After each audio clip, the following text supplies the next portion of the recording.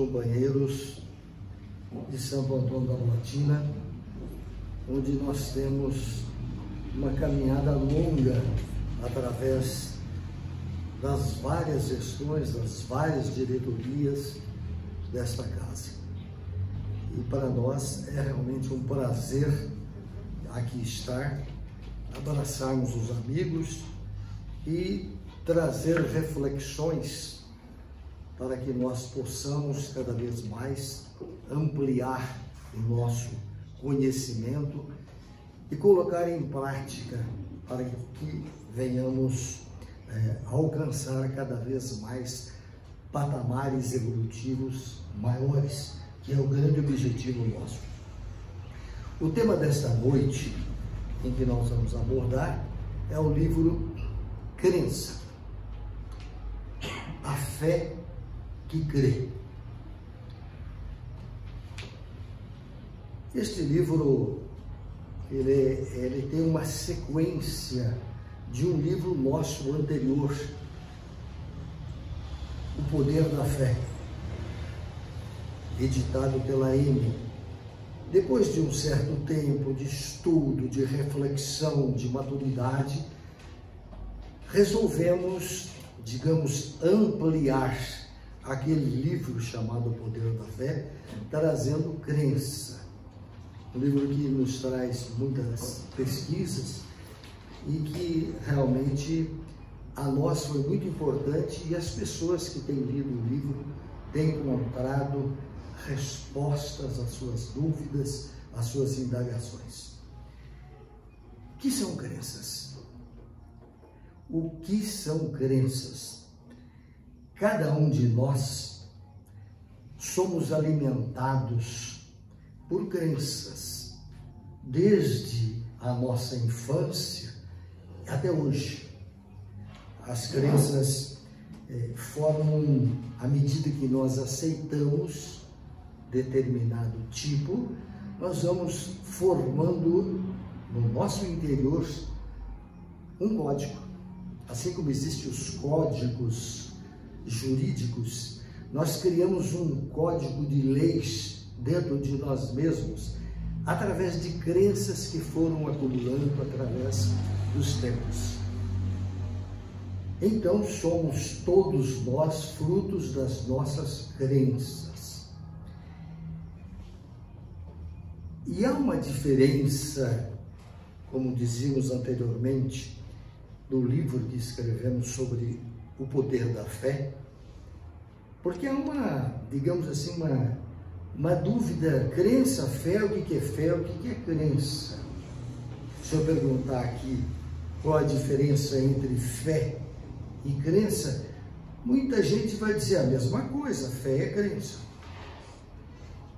A crença e a fé. A fé, ela nasce conosco. Eis um importante indício: a fé é algo que nós trazemos ao nascer. Ela é como se fosse uma semente dentro de nós mesmos. Esta fé, cada um desenvolve de acordo com a sua maturidade. Já a crença não é anterior, a crença é adquirida. A crença é adquirida. E por ser adquirida, ela pode ser mudada. Então, muitas crenças que nós trouxemos desde os tempos idos, ou até desde a infância, muitas crenças estão agindo em nós e direcionando o nosso comportamento. Quantas crenças que nós adquirimos e que nem nos lembramos mais, muitas vezes inconsciente. Uma palavra do pai, uma palavra da mãe, uma instrução do professor ou da babá, aquilo gravou no nosso subconsciente que é a mente, temos o consciente e o subconsciente, nós gravamos em nós infinitas crenças que nos coordenam, que nos orientam o nosso comportamento hoje. Quantas crenças todos aqui possuem que estão influenciando até hoje na nossa vida? E o livro Crença, depois de nós apresentarmos conceito de crença e fé, nós colocamos na segunda parte do livro algumas crenças que hoje são trabalhadas pela psicologia, que são as crenças limitantes. Quem não tem crença limitante? Crença limitante é aquela que está gravada no nosso subconsciente e que às vezes já esquecemos, mas elas limitam a nossa ação hoje. E todos nós possuímos estas crenças limitantes. Uns mais, outros menos, dependendo, digamos, do comportamento religioso de cada um. A crença não escolhe religião, não importa se você é espírita, católico, judeu, a crença é inerente à nossa atuação na vida de relação com os nossos semelhantes. Portanto, o importante nós diferenciarmos a fé da crença é que a fé, ela nasce conosco como uma planta, uma semente, e ela vai desenvolvendo infinitamente. Às vezes ouvimos dizer, Deus deu uma fé para a pessoa, querendo dizer que a pessoa é dotada de fé extraordinária, mas na realidade o que Deus nos dá é a semente da fé. O que nos dá é aquela essência dentro de nós, mas que cada um vai desenvolver à medida de sua maturidade. Então, poderiam perguntar para mim aqui, por que o livro chama-se Crença, a Fé que Crê? Crença, a fé que crê. Nós, ao pesquisarmos o livro O Consolador, psicografado por Chico Xavier, o Espírito Emmanuel nos diz que existem dois tipos de fé. A fé que sabe e a fé que crê. Porque a fé é verdadeira, diz o Evangelho segundo o Espiritismo, é aquela que pode ser encarada a vida toda até enfrentar a razão que nos diz se aquela fé é válida ou não é válida, ou se foi válida ou se nós não continuamos com ela. Então, a fé que sabe é aquilo que o Espiritismo, desde quando foi plantado na terra do Marque, na França, a fé raciocinada. Um dos pontos nevrálgicos do Espiritismo é a fé raciocinada. Mas existe a fé não raciocinada.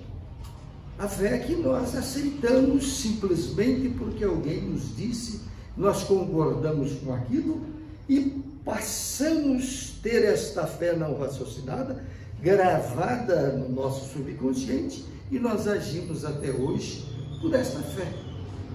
A ponto de chegarmos em determinado momento da vida de nós questionarmos a fé, ou questionarmos determinados comportamentos que nós temos hoje. Por que eu ajo assim? Eu não tenho resposta, porque muitas vezes aquilo que eu guardei dentro de mim está inconsciente, eu não me lembro mais. Então, Qual é a diferença da fé que crê e a fé que sabe? O livro que nós desenvolvemos é a crença, a fé que crê. A fé que crê, vamos primeiro falar o que é fé que crê. Todos nós aqui temos um bom estoque no nosso comportamento de fé que crê. Quantas coisas, independente de religião, independente de espiritismo, ou nós que somos espíritas, quantas coisas nós cremos, simplesmente cremos.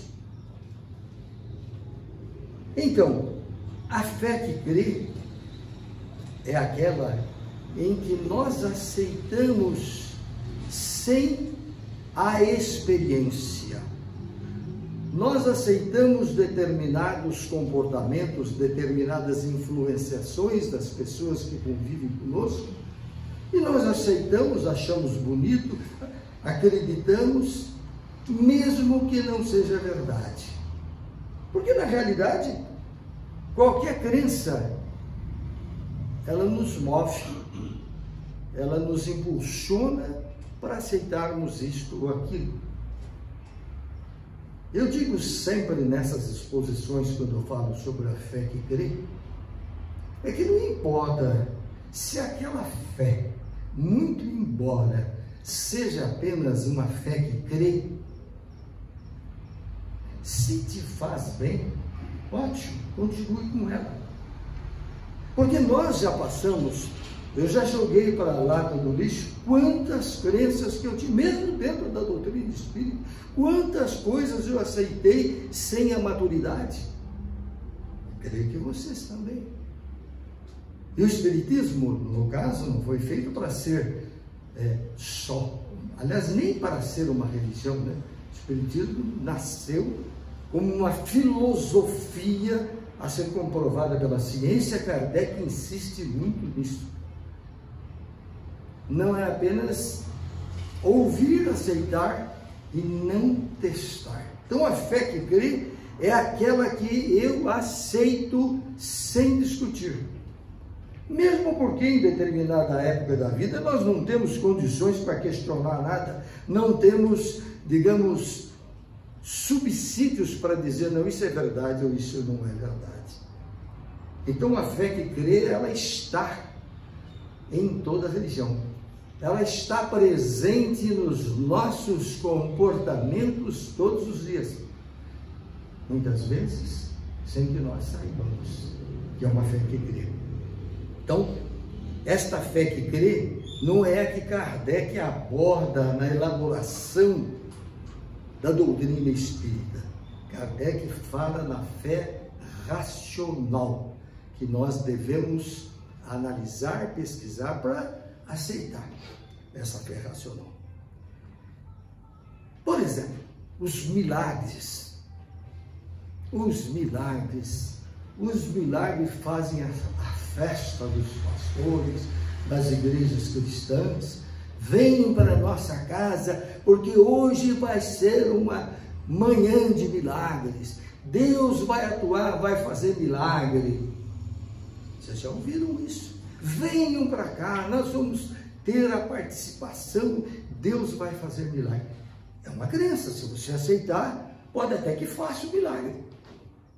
Veja bem, se você for imbuído de que vai receber o milagre, você se prepara psicologicamente para ter uma modificação no seu organismo, e o organismo, como uma farmácia que tem internamente, pode te preparar para que você tenha a transformação milagrosa. Mas não é porque Deus fez milagre. Pode chocar vocês, mas não é Deus que fez milagre. Nem foi o espírito A, B ou C. Milagre é uma fé que crê. É uma fé que crê. Se você crê que Jesus andou em cima d'água, como diz o Evangelho de João, que é eivado de milagres, que aliás João é considerado o menos histórico de todos os evangelhos canônicos. E está cheio de milagres. Se você acreditar, se te fizer bem, pronto, continue. Não estamos querendo tirar a cereja do bolo de ninguém. Enquanto me fizer bem, pela própria crença interior, eu posso realmente alcançar determinadas respostas do meu organismo por aquilo que eu penso. Porque, na realidade, a maioria das nossas doenças, diz Emmanuel em um livro Pensamento e Vida, a maioria das nossas doenças são de origens psicológicas.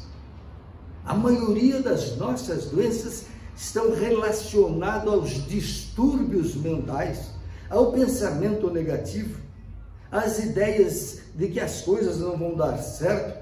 E se eu colocar na minha mente que não vai dar certo, eu introduzo na minha mente, como se joga uma semente num jardim, e a mente acata aquilo que eu penso. Porque nós somos o que nós pensamos. Isso é um velho refrão, né? Nós somos o que nós pensamos. Por isso nós temos que tomar cuidado com o que nós pensamos. Quer dizer, o que nós plantamos de semente na nossa mente. O que nós estamos plantando. Então, uma vez, numa palestra, depois que eu falei sobre o milagre, mostrando que milagre é crença. Aí uma assistente depois disse para mim, mas se Deus não faz milagre, para que serve Deus? Ela disse isso para mim, se Deus, eu venho aqui para receber um milagre, mas não vai ter milagre. Se Deus não serve para fazer milagre, para que serve? Primeiro, eu não vou entrar em detalhes, porque o assunto dá para falar a noite toda. Deus não é pessoa. Deus não é uma figura antropomórfica que está num determinado local do céu, entre aspas, uma luneta e fiscalizando cada um de nós. Fez errado, fez certo, vamos anotar aqui no nosso papel de anotação, ou no nosso laptop, vamos anotar para depois a gente cobrar da pessoa. Deus não é isso. Hoje, com o avanço da física quântica, dos ensinamentos da ciência avançando, nós entendemos que Deus não é pessoa. E Kardec já diz isso na questão número 1 do Livro dos Espíritos, quando ele pergunta, não quem é Deus, mas o que é Deus? Ele pergunta quem é, o que é Deus? E os Espíritos respondem que é a inteligência suprema e a causa primeira, ou alguns dizem primária, mas é a primeira de todas as coisas. Quer dizer, esta energia cósmica que está presente em todo o universo está em você, está em mim, porque vós sois deuses. Lá do livro de Salmo diz, vós sois deuses, e veio parar na boca de Jesus, Jesus dizendo também, confirmando, vós sois deuses. Nós temos a potência para fazer crescer o que nós quisermos através dos nossos pensamentos e do nosso trabalho. Então, tirando a ideia de um Deus pessoa, porque eu também fui educado assim, e vocês também foram educados assim, não estou criticando ninguém, não. Lembro-me, na minha infância, deitado com minha mãe, ela falando do papai do céu que está lá em cima, o papai... Eu acreditava, porque para mim era a ideia de um pai superior. Hoje, a ciência nos fala, as pesquisas nos falam de que Deus está dentro de você. Deus não está fora, Ele está dentro de você. Vós sois Deus, diz o Evangelho, e que Jesus repete também. Isso não quer dizer que eu seja igual a Deus. Existe Deus, a essência suprema, a inteligência suprema do universo, mas que não é pessoa, e nós temos a essência do todo. Aí dizer que eu sou filho do Pai, sou filho de Deus, na verdade eu sou filho da essência. A essência, inteligência suprema, eu tenho também em mim, só que eu tenho que desenvolver. Isto não vai ser dado nada de graça. nós temos que trabalhar para fazer florescer, para fazer fluir, ou como disse Jesus, desenvolvei a vossa luz. Ele não disse, eu vou te dar luz. Não, você tem a luz em potência. Desenvolva a vossa luz. Cada um de nós temos que desenvolver. E isto não depende de religião nenhuma, diga-se passagem. Nós podemos desenvolver a luz sem frequentar igrejas. É claro que a igreja ajuda, não estou dizendo que não é importante. Então, as igrejas nos ajudam a pensar, como estamos fazendo hoje, repensando. Mas só a igreja não resolve.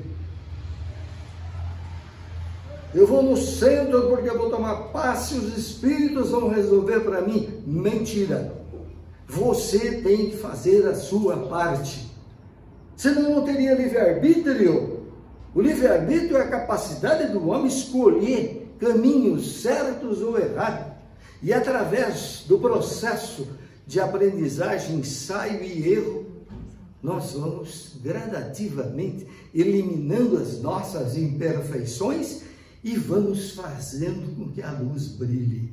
É como se essa luz estivesse embaçada dentro de nós e através das nossas ações do bem, elas vão limpando, daqui a pouco está aí a luz. Mas luz nossa, individual.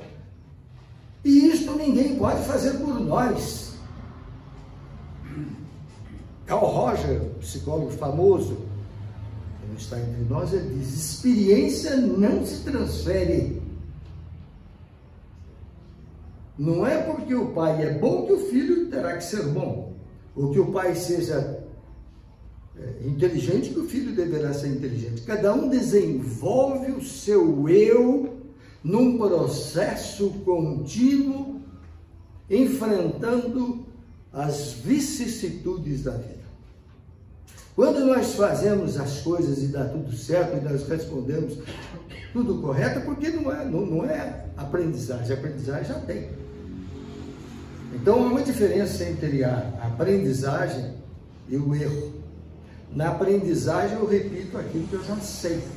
Eu já aprendi, eu mando para o piloto automático do meu subconsciente e eu trabalho respondendo aquilo que já está gravado em mim. Já o erro não. Quando eu erro, eu não tenho equipamento psicológico para enfrentar aquela situação. Então, através de ação, reação, de luta, erro, daqui a pouco eu aprendi. Isto que eu aprendi vai também para a aprendizagem. Isto que eu também aprendi vai também para o meu piloto automático. Quando você dirige o carro, no início, lembra-se, que dificuldade, o carro afogava, daqui a pouco eu freava, não era para frear, e o carro morria. Lembra dessas vezes?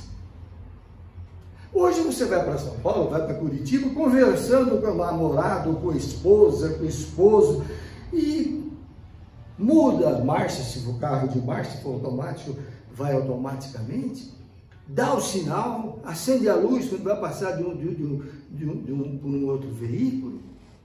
Ué, mas como isso aconteceu? Porque está gravado no piloto automático, já aprendi. Eu só respondo aquilo que eu já gravei. E eu continuo batendo papo. Veja que coisa extraordinária a nossa mente.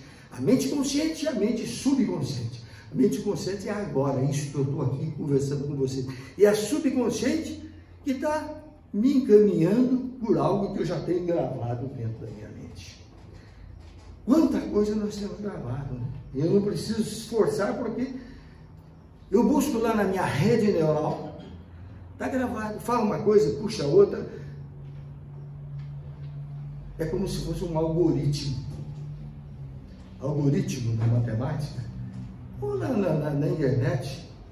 Você põe o nome de um livro que você está querendo procurar no Google, daqui a pouco começa a aparecer outros livros, outras editoras, ou às vezes livros semelhantes. Fala, mas estão lembrando de mim. Não, é um processo mecânico que faz com que aquilo que eu desejo, o próprio sistema me manda vários livros. Não acontece isso? Puxa, olha aqui, Eu às vezes vejo os meus livros, estou lendo um livro meu, daqui a pouco eu vejo, está vendendo na Saraiva, está vendendo na Magazine Luiza, mas como é que foi isso? Algoritmo. É algo que já está programado para responder. E a nossa mente é mais ou menos assim. Quando eu estou usando uma rede neural, outras redes entram em ação, me ajudam a conseguir as respostas às minhas necessidades. Então, nós estamos falando tudo isso para dizer da fé que crê. Uma vez eu fui à Bahia, Salvador, Bahia, fazer uma palestra, e como eu já estudava, já maturava essa ideia de crença, em frente à igreja as pessoas vendendo fitinha do Senhor do Bonfim, e todo mundo comprando, porque aquilo vai proteger-me. Eu comprei até uma para o presidente da casa, o Zezinho, falei, eu vou levar para ele, falou, isso aqui é para te proteger. Não protege nada, a tua mente que aceita que vai proteger, é você. Você que cria na mente que aquela santinha vai te proteger. Então você coloca em ação o teu potencial divino. Você coloca em ação a tua força, porque eu sou a força. Eu sou a força, eu tenho essa potência para vir a ser, mas não vem porque eu pedi para o Espírito tal, pedi para o Santo tal, para o anjo tal. Ora, se fizer isso, acabou o livre-arbítrio. Acabou o livre-arbítrio. Ou nós temos um Deus que diz pode ou não pode, proíbo ou não proíbo, te perdoo ou não perdoo, ou você tem o livre-arbítrio. Duas coisas não podem ocupar o mesmo lugar do espaço. É a mesma coisa da água e o azeite. Então, assisti, até consta no livro, um cidadão lá puxando a corda dos filhos da Maria de Nazaré. Lá tem uma corda lá em Belém, né? E aquele monte de gente fazendo promessa, acreditando e pedindo porque a Santa de Nazaré possa lhe atender. É crença. Mas se você crê, ótimo, te vai fazer bem. Aí o repórter perguntou para um cidadão que tinha uma motocicleta, e você está aqui por quê? Eu sou devoto de Maria de Nazaré. Inclusive eu carrego a santinha na frente da minha moto. Ele colocou uma santinha de Maria de Nazaré na frente da moto para proteger quando ele andasse nas suas caminhadas. Isto é crença. Mas faz bem? Faz. Se para ele é crença, se ele aceita, está ótimo. Então, veja o que é fé que crê. Quantas coisas nós temos no estoque gravado em nós que são crenças. E que um dia você pode abandonar essa crença. Um dia você pode abandonar se você não aceitar mais. Então, entendamos essa força psicológica que nós temos. Nós somos deuses. Nós somos a força cósmica, a inteligência suprema em essência em nós. Eu posso. Se você quer, você pode. Não é você entregando para A, B ou C, para o pastor, para o médium, para o padre. Ele não vai resolver, ele pode te ajudar a tua crença. Mas é você quem vai fazer. À medida que nós entendemos que nós somos essa força, nós colocamos em ação, nós conseguimos coisas extraordinárias que aparentemente seria milagre. Vocês podem até não estar gostando de eu falar isso. Não, mas eu acredito no milagre de Jesus andando em cima da água. Tudo bem, faz bem, ótimo. Eu acredito na ressurreição. Kardec não acreditou, não. Kardec disse que não tem ressurreição física, e a ciência prova também. Eu acredito que Jesus fez Lázaro ressuscitar, saindo do túmulo, já estava mal cheiroso. Há pessoas, com todo respeito, que aceitam isso normalmente, que Jesus tirou Lázaro do túmulo e ressuscitou. Não existe ressurreição. Tanto é que Kardec, quando fala de Lázaro, Maria, quando fala desse processo de a Marta, né? Esse processo da ressurreição, Kardec olhou assim e disse: não, ressurreição não existe. Aí ele coloca no seu livro que deveria ser uma catalepsia. Olha bem a cabeça de Kardec. Como ele não aceitava e o povo aceitava, ele diz: ó, deve ser uma catalepsia, o cidadão está paralisado, mas não tinha morrido não. Se ele tivesse morrido ou desencarnado, ele não ressuscitava não. Feliz o Kardec que pensou assim, porque hoje sabe-se, pelas pesquisas, que já existia no Egito um Lázaro, chamava-se El Lázaro. Eu coloco isso no meu livro, Milagre. E tinha uma Marta e uma Maria, já que fazia isso aí, era uma mitologia, era uma historinha que se contava e que foi transferida para o Evangelho de João. E aí apareceu a história de Lázaro, que nenhum evangelista conta. Nem Marcos, nem Mateus, nem Lucas. Será que eles não sabiam se foram anteriores a João? No entanto, aparece só em João. Como é que fica isso? Então nós temos que estar atento para essas coisas. Ser espírita não é ser crente.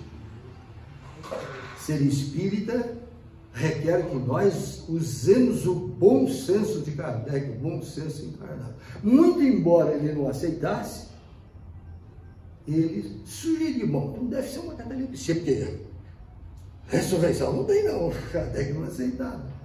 Mas nós temos, mesmo entre espíritas, ideias de que existe ressurreição. Não existe. Isso é contrário à ciência. E o que é uma fé que sabe? Bom, dei esses exemplos para falar da fé que crê, mas existe a fé que sabe. A fé que sabe é aquela conquistada através da experiência. É alcançada através da experiência. E eu coloco no livro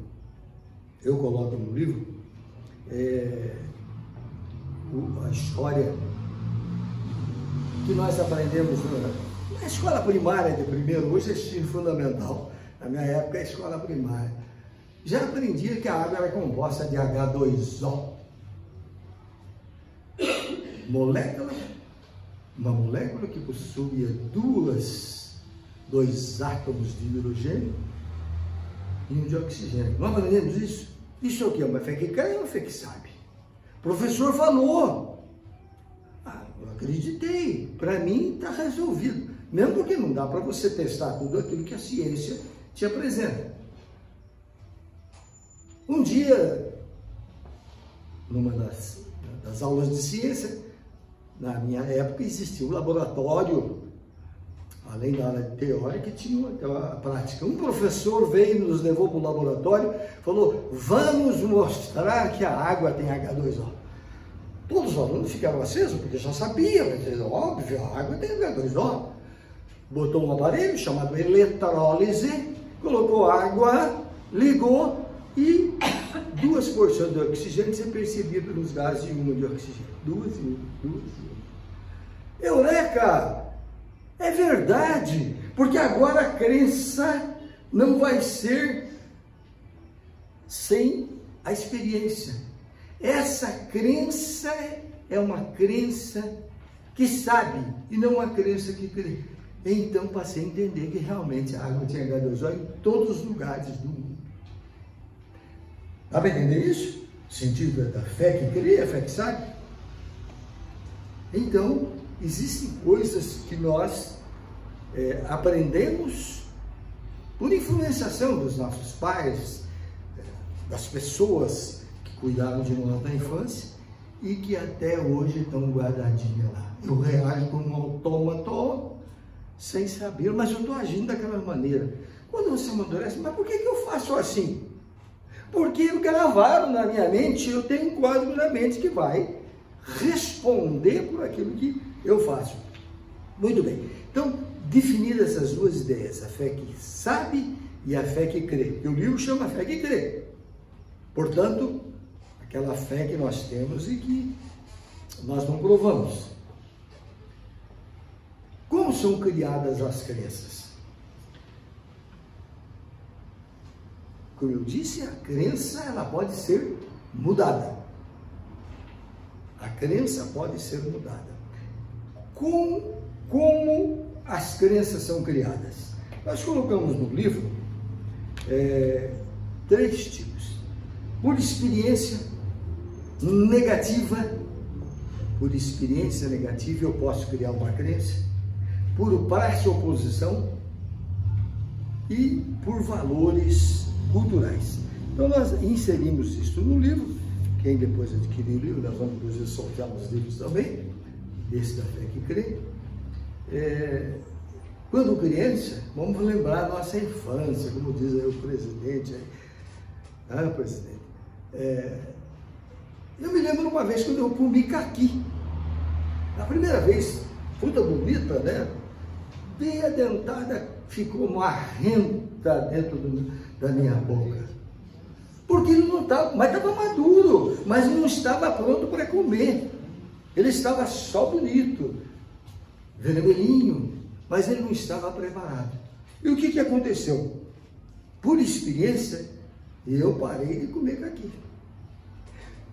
Comecei a acreditar que a caqui é fruta ruim. Não sei se vocês já passaram por isso, morder aqui e ficar marrento, né? Eu parei de comer caqui.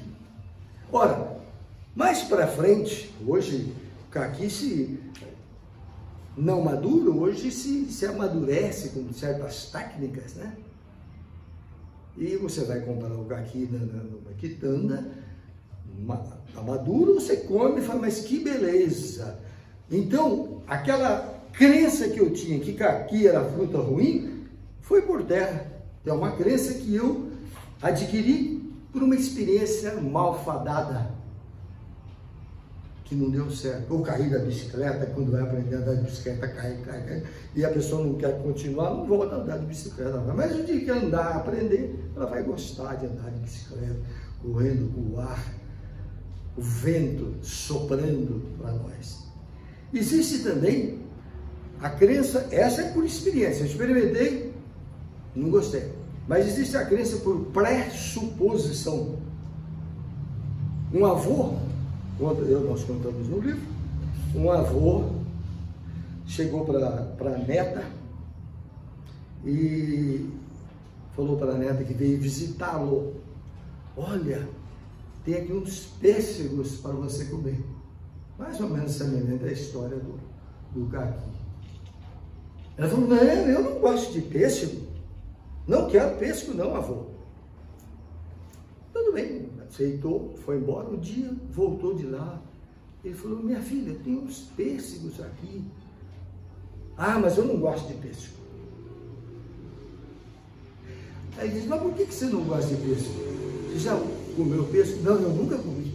Eu não fui com a cara do pêssego até hoje. Quer dizer, ela pressupunha que o pêssego seria uma coisa ruim. E não deu outra quando ela pegou o pêssego suculento, maduro, comeu. Cada vez que ela chegava na casa do avô, vô, tem pêssego. Então, esta é uma fé, uma crença por pressuposição. Quantas coisas nós não fazemos, não é só de pêssego não. Quantas coisas nós não fazemos, não vou não gosto daquilo. Às vezes são crenças que estão impregnadas na alma, que você aprendeu lá atrás e você joga do lado e não aceita. E existe um outro tipo de crença que se chama crença por valores culturais. Crença por valores culturais. Quer dizer, a cultura daquele povo tem aquilo como uma crença e a pessoa aceita. Essa historinha muitos de vocês já conhecem, mas eu vou, para não perder o calor da interpretação, eu vou ler aqui a história. Vivi, uma garotinha de 6 anos, atentamente vendo a mãe limpar um peixe para ser assado. A mãe abriu a barriga do peixe, retirou as vísceras e a seguir cortou a cabeça e cortou a cauda. Mamãe, por que a senhora tirou a cabeça e o rabo do peixe? Perguntou a menina curiosa. Ora, Vivi, a gente tira porque tem que tirar. Porque tem que tirar. É assim que se prepara um peixe, minha filha. Aprendi com a sua avó. É assim que ela deve ser feito. É assim que o peixe deve ser feito. Mas mamãe, na casa da Aninha, o peixe assado com cabeça e com rabo, o pai dela até gosta de comer a cabeça do peixe. Mas isso é errado. Olha a cultura, nós estamos falando em crença cultural. Só devemos comer a melhor parte do peixe, assim que é o certo. A mãe ensinando para a filha. Aprendi com sua avó a preparar o peixe. Dessa forma é assim que deve ser feito. Mãe e avó. Insatisfeita com a resposta, Vivi resolveu perguntar para a avó. Vovó, por que tem que tirar a cabeça e o rabo do peixe para assar? Minha mãe disse que aprendeu a fazer assim com a senhora. É porque assim é o certo, minha filha. Aprendi dessa forma com minha mãe, que é a bisa da menina. Aprendi com a minha mãe, ensinei para sua mãe, e quando for preparar um peixe, deverá fazer da mesma forma. Alguém que já conhece a história, né? A pequena Vivi nem tentou argumentar e foi falar com a Bisa Maria, que estava bem velhinha, mas muito lúcida. Bisa, por que a vovó e a mamãe tiram a cabeça e o rabo do peixe para assar? A vovó disse que aprendeu com a senhora. Ah, Vivi, minha querida, é uma velha história. Quando eu me casei com o seu Bisa, éramos muito jovens. Não tinha muito dinheiro para comprar utensílios de casa. O seu avô saía pescar e quando retornava trazia peixes enormes, grandes. Nunca cabia na assadeira que eu tinha. Então, para poder assá-lo, eu precisava cortar a cabeça e o rabo do peixe. Aí é a única forma de caber numa assadeirinha pequenininha que nós tínhamos. Isso é cultural. Tem muita gente que corta a cabeça e o rabo do peixe culturalmente. E cada país tem sua cultura, cada estado tem sua cultura, né? Isso, na realidade, o que nós chamamos disso? Valores culturais. Coisas que nós aprendemos com a cultura. E assim, quantas coisas nós aprendemos no lado religioso. Quantas coisas nós aprendemos. Nem vamos falar, né? Quantas coisas. O Kardec diz que do ponto de vista religioso, a fé é a crença dos dogmas particulares que constituem as diferentes religiões e todas elas têm seus artigos de fé. Kardec não está dizendo as outras religiões do Espiritismo, não. Todas elas têm seus artigos de fé. Kardec diz isso, né? No ESE, no Evangelho segundo o Espiritismo. Então, muita gente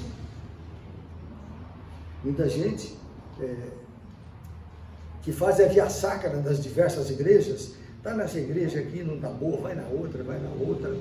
Ele muda de religião como muda de roupa. Religião é coisa do homem.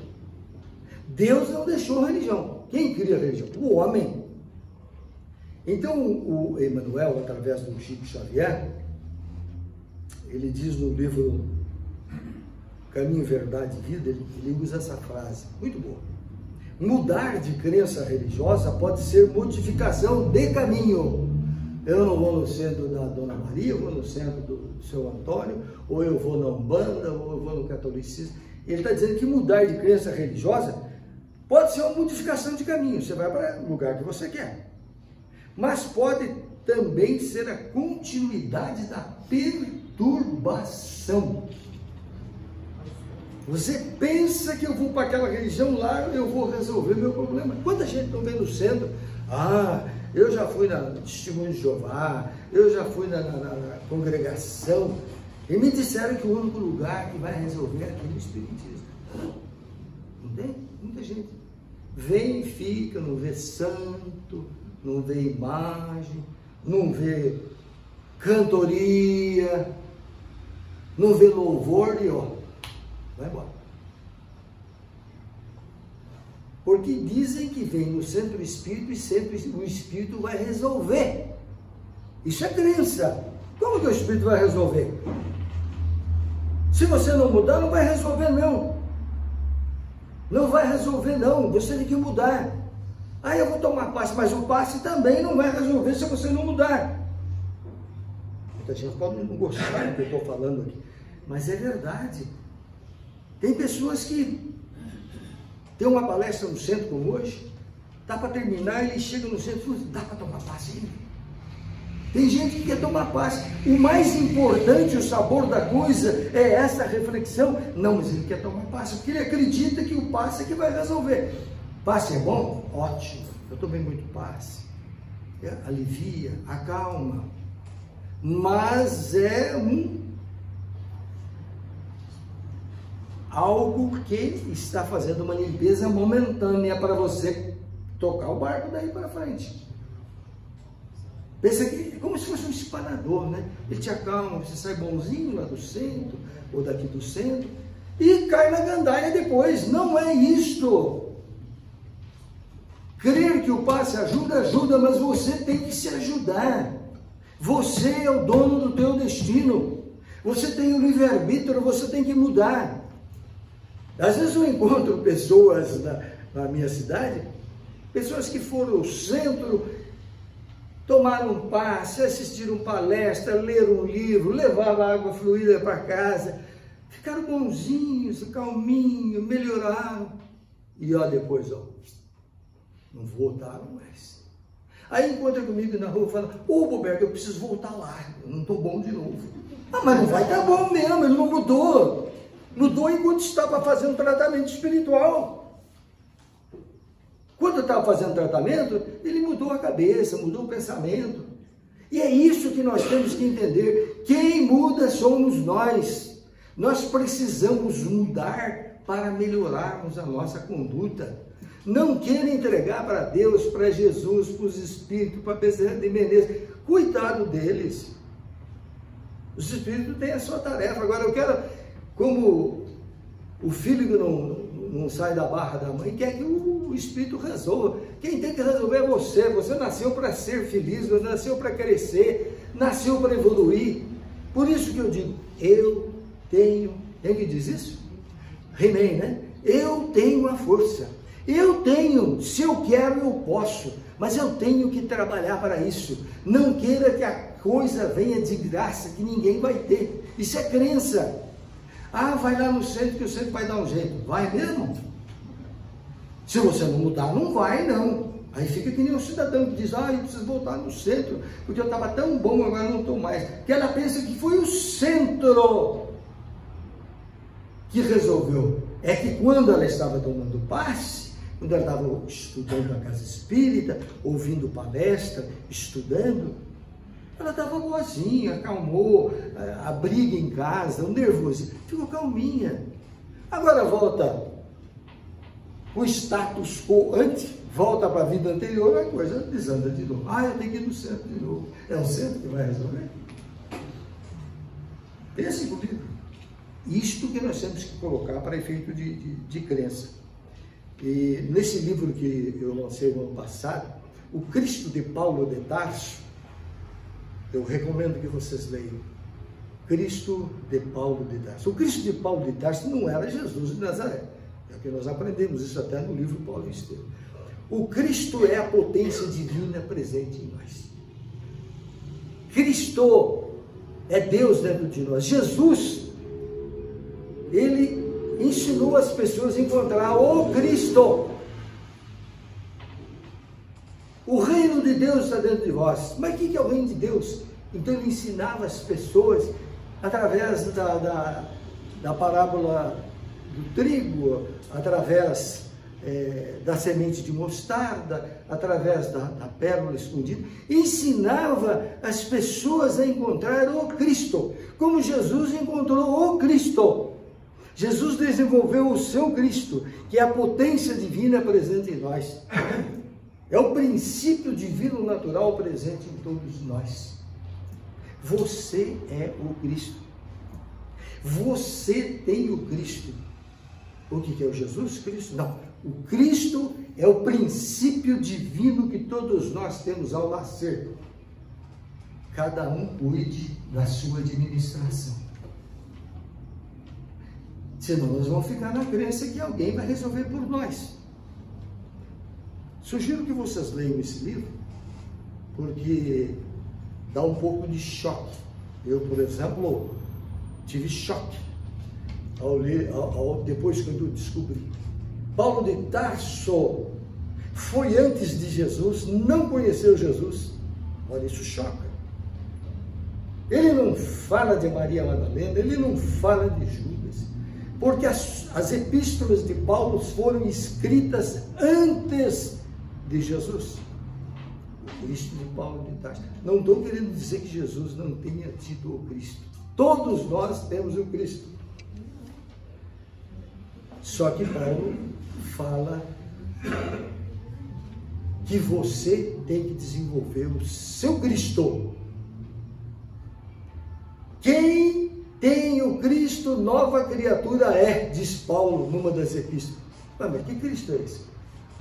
A gente entende que é o Jesus de Nazaré dentro de nós. Não, ele está dizendo o Cristo. Quem tem o Cristo desenvolvido dentro de si, ele cresce, ele evolui. Então, nós podemos justificar, existe alguma justificativa para a crença. Muitas coisas nós acreditamos, aceitamos pela tradição, né? Às vezes nós acreditamos tanta coisa na nossa cabeça. Eu sei que muita gente vai chegar em casa e vai falar, esse bobeiro que está mexendo com a minha estrutura. Leia os livros, reflita, não aceite o que eu falo. Pesquise, porque eu estudei a vida inteira, li a Bíblia inteirinha, li os livros de Kardec inteirinho, toda a coleção. Li a revista Espírita, não toda, confesso, mas a vida inteira eu estudei. Então, eu estou em paz comigo, porque eu estou desenvolvendo o Cristo na minha intimidade, que é Deus em mim, que é o reino de Deus dentro de vós. Deus está dentro de vós, não eu que indico, Jesus mesmo que diz, o reino de Deus está dentro de vós. Ou nós queremos ir para o céu, mas céu não existe. Céu é estado de espírito. Você pode estar aqui na terra no céu, e pode estar desencarnado, está no céu ou está no inferno, é teu estado emocional, você que cria. E nós temos essa força, né? Então, nós podemos aceitar uma crença por tradição, quer dizer, algo que um passou para o outro, As religiões são soberbas nisso, né? As religiões ensinam tanta coisa. Não é a religião cristã. Pega lá o Mohamed, suando, usando aquela burca, porque não pode mostrar o rosto, não pode mostrar o cabelo. Isso é crença. Não é a burca que vai fazer ela mais inteligente, mais bondosa, mais amorosa, e sim o seu comportamento. Analisemos assim. Existe a crença por autoridade. Agora sim, hein? Crença por autoridade. O católico aceita que o Papa é o representante de Deus. Você talvez acredite também. Mas se faz bem, tudo bem. Mas nós sabemos, pela lógica, que ele não é o representante de Deus, é o representante de uma religião. E no Espiritismo? No Espiritismo, nós aceitamos porque foi vazada a mensagem pelo médium tal. Médium tal vazou aquela mensagem, então ele está em contato com os espíritos, então ele está recebendo o melhor. Aceitamos. Mas Kardec não pensou assim. Eu falo isso, mas mostro para Kardec. Kardec diz no livro Obras Póstumas, vocês vão lá buscar, Minha Iniciação no Espiritismo, na página 112. Veja o que Kardec diz em Obras Póstumas.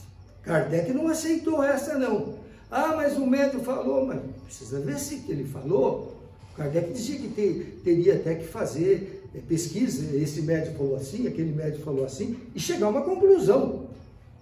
Porque tem gente aí falando coisas que não devia falar. Kardec diz, procedi com os espíritos, vocês podem ir lá, no livro que eu lancei, esse último livro fala isso, mas está lá em Obras Póstumas. Procedi com os espíritos como teria feito com os homens. Procedi com os espíritos como teriam feito com os homens. Quando um companheiro teu fala uma coisa e você não aceita, não aceita, pronto.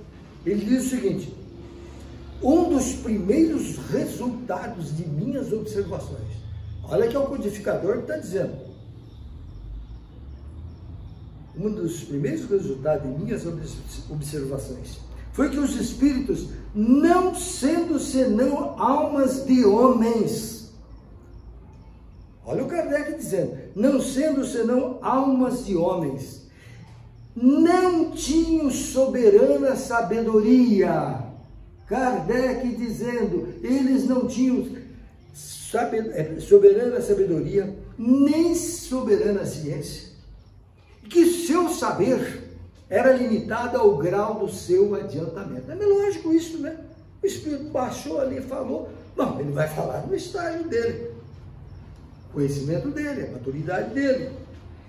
E que a opinião deles, Kardec dizendo, tinha apenas valor de opinião pessoal. Tinha apenas valor de opinião de uma pessoa. Essa verdade, diz Kardec, reconhecida desde o princípio, quando elaborou o Espiritismo, preservou-me do grave escolho de crer na infalibilidade e que me impediu formular teorias prematuras sobre o dizer de uma única pessoa ou de alguns. O codificador está dizendo, ah, mas fulano falou, ele recebeu uma mensagem, mas e daí? Kardec diz que nós temos que fazer, passar pelo crivo da razão, analisar se aquilo ali realmente tem, porque tem tanta coisa que se falaram e que caiu por terra, e nós acreditamos, tiramos crença. Então, minha gente, para nós não avançarmos muito, nós colocamos no final do livro, na segunda parte do livro, as crenças limitantes, aquelas que nós colocamos na nossa cabeça e que estão gravadas em nós, nesse código de leis. Algumas delas, vou falar algumas delas aí. A pessoa diz, ah, não, eu não sou inteligente bastante, isso não é para mim. Depois eu explico isso aí, de onde deveria ter surgido e como é que nós vamos mudar isso aí. Eu crio algum padrão para você trabalhar a tua mente todo dia para tirar a ideia que você não é inteligente bastante. Todos nós temos a potência da inteligência, tem que desenvolver. Ela não vai desenvolver sozinha, é um trabalho pessoal, personalíssimo, usando uma linguagem jurídica, é algo personalíssimo. Quem vai desenvolver é você. Então eu mostro no livro a origem, possível origem desta frase e como é que eu tenho que falar todos os dias para minha mente, para que eu possa modificar. E o subconsciente vai aceitando, a minha mente vai aceitando, daqui a pouco eu mudo. Porque eu trabalhei para isso. Quer ver que a outra? Algumas delas, né? A vida é cheia de perigos, então por ser cheia de perigos você não enfrenta. Não sou digno de ter dinheiro. Ah, balela danada, né? Ah, para ser espírita tem que ser bonzinho. Dinheiro faz mal. Faz mal coisíssima nenhuma se você ganhou com o teu suor, não tem nada de errado.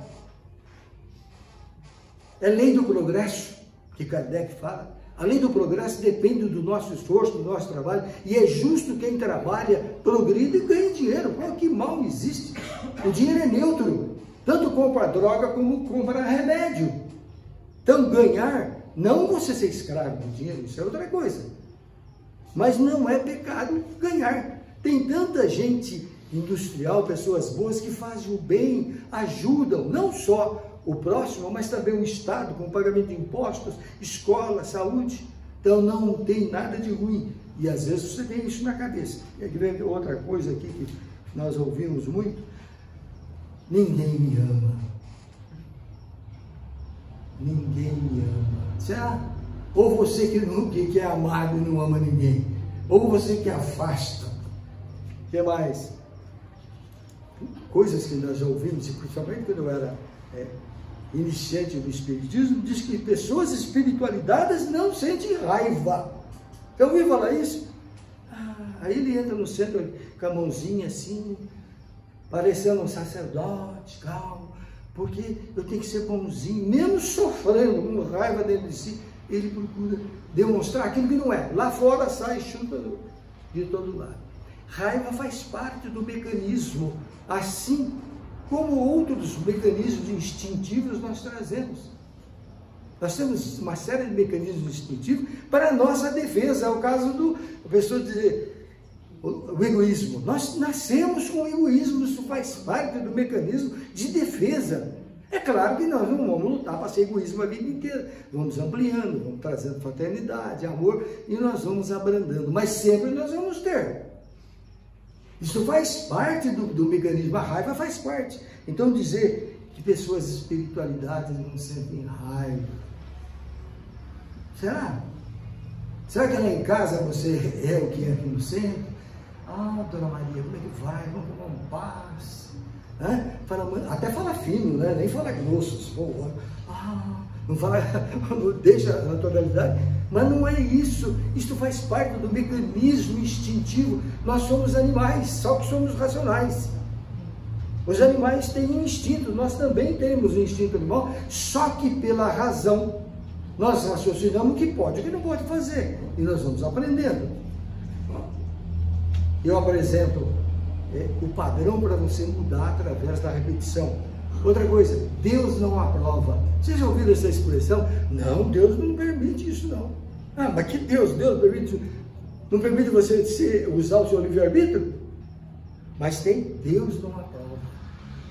Uma vez apareceu no meu escritório um rapaz, separou da esposa, tal, 2 casadinhos, jovenzinhos, ela com 20, ele com 20 e poucos anos. Falei, meu filho, não dá mais certo? Tudo bem, o Espiritismo não ordena divórcio, não. Se não dá, é melhor que um mate o outro. Eu falei, você vai com calma, você vai arrumar uma outra companheira. Ele estrilou comigo, falou, não, minha doutrina não permite arrumar outra companheira depois do casamento. Eu falei, então tá bom, então arruma, vai viver sozinho a vida inteira. Isso é crença, que Deus não aprova, Deus aprova o que você quer. Porque você tem a força, você tem a liberdade de mudar a tua vida.